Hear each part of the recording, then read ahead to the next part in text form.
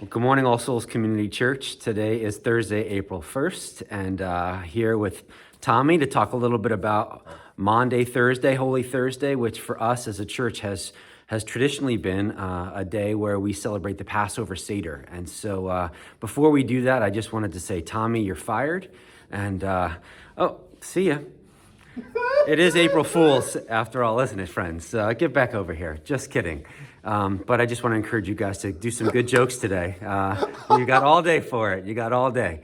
So not as a joke, but as something that we want to actually present as a gift to us as a church family, we asked Tommy to lead our youth group, our soul youth is what we call it, through the Passover Seder. We videoed it, and we're going to have it go live tonight at 6:30 on our Facebook page, on our YouTube page. I just wanted to ask, Tommy to come in and talk to us a little bit about, this was your first Seder, right, Tom? You've never done this before. Never.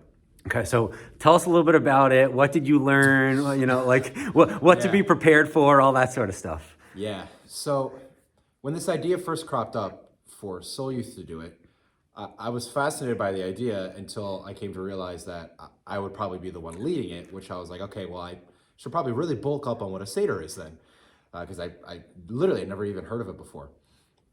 And what was so cool about it was just how a Christian Seder doesn't just negate or override what a traditional Jewish Seder was.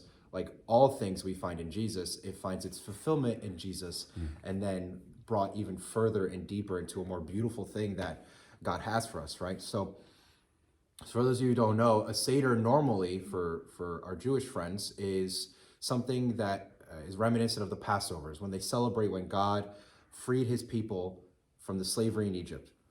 And when Jesus has his Last Supper, which is the last Passover he ever has, he not only is celebrating what God did then, which is the traditional way of doing it, but he's celebrating what God is now going to do through him, the Son.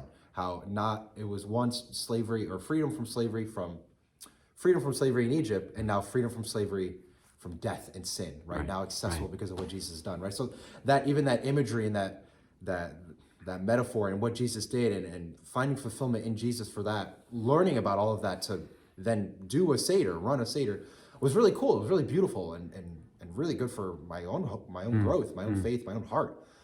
And then doing that with teenagers. Well, you can imagine the outtakes.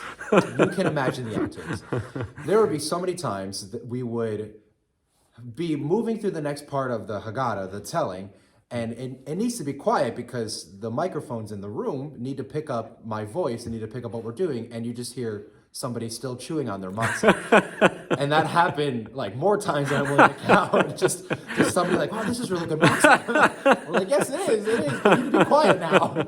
And so it was fun. It was really fun, and it was a really, as for a somber evening and for something that is actually really serious and really powerful and impactful, it still ended up being very lighthearted for us moving through it, which I think actually would have been the best way for us as a youth group, being the only people in the room doing it. It was the best way for us to go through it because as we moved through it, you could see it in their eyes that the lessons from the Haggadah, the why we do this, it was sticking. And then somebody spills grape juice and, we're back on the other side of the spectrum. Yeah. But like that, going back and forth was really, really cool. And it was really, it was a blessing to be there. And I think it was a blessing for them too. It was a unique experience to say it like that. That's how we started youth group that night, doing an hour and a half recording of the Seder.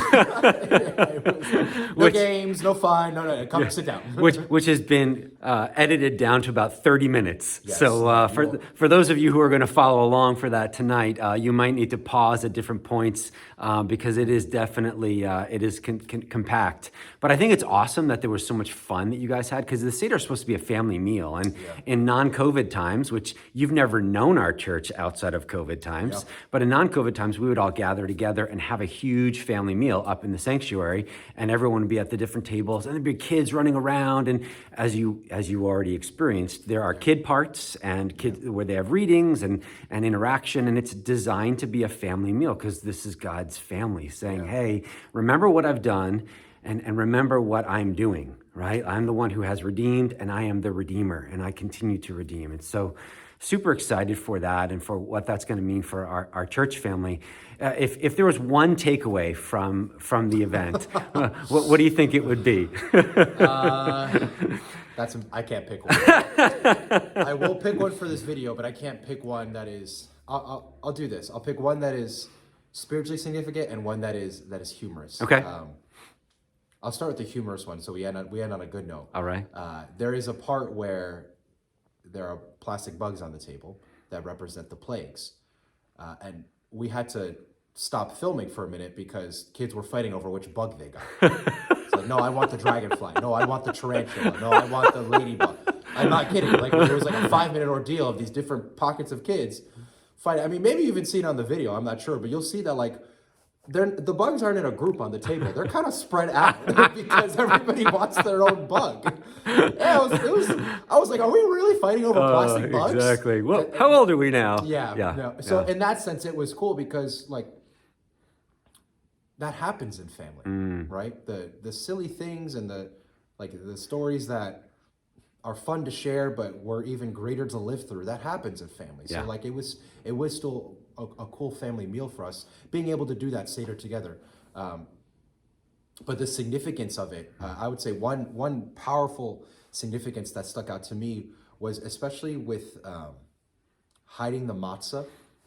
The afikomen? Yeah, the afikomen, which, fun fact, we recorded it the first time and then we all realized I said it wrong. So then we had to record it again because I said afikomen wrong for like 3 minutes straight. So that was fun. But that, specifically the part where the heads of the tables break the afikomen, right? And it's still wrapped in it. And there was something that was very subtle but very impactful about like, man, that you are literally breaking Jesus's body in this moment, right? Like the weight of my sin and my inactions and my actions and the whole gambit broke Jesus's body. And what made it beautiful was that he did that willingly. Yeah. Right. Like he did it. He did it willingly. I mean, there's no better way to say that than that. Yeah.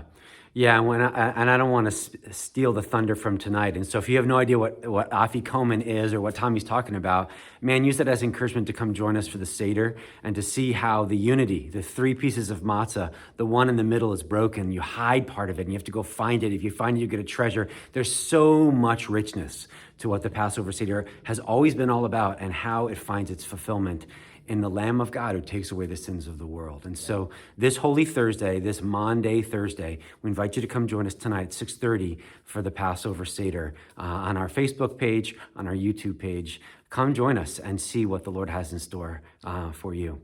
Thanks, Tommy, and have a great day, everyone. Take care. Bye, everybody. Bye.